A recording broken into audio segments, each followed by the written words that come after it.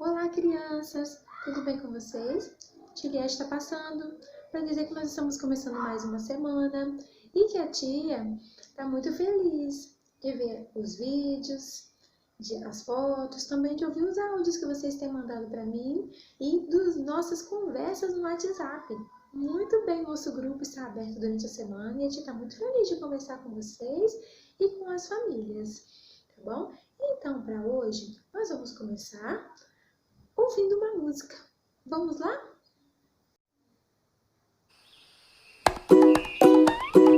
Sei que sou pequeno, mas tudo que eu fizer pode mudar o amanhã.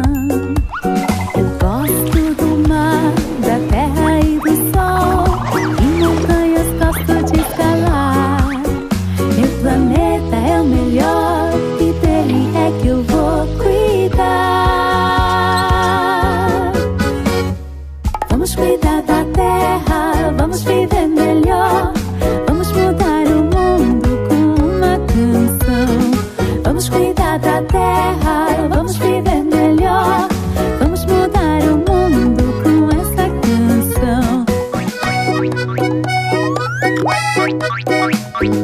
Sei que sou pequeno, mas tudo que eu fizer pode mudar o amanhã. Eu gosto do mar, da terra e do sol, e montanhas gosto de escalar. Meu planeta é o melhor e dele é que eu vou cuidar. Vamos cuidar da terra, vamos viver melhor. Vamos mudar o mundo com uma canção. Vamos cuidar da terra, vamos viver melhor. Vamos mudar o mundo com essa canção. Vamos mudar o mundo com essa canção. E aí, crianças, gostaram da nossa música? Então, com essa música, a gente pode perceber que todos nós somos importantes para o nosso meio ambiente.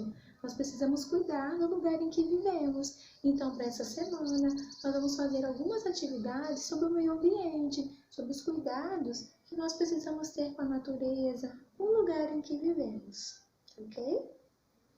A tia também quer passar para lembrar a todos que nessa semana nós temos um aniversariante.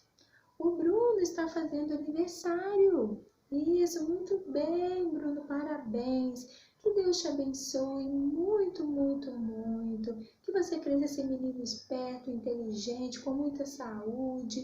Que Deus abençoe você e toda a sua família. E que você aproveite muito o seu dia, que hoje é um dia muito especial, aniversário do Bruno. Gente, ó, quero me despedir a todos com grandes beijos e parabéns para o Bruno. Ei!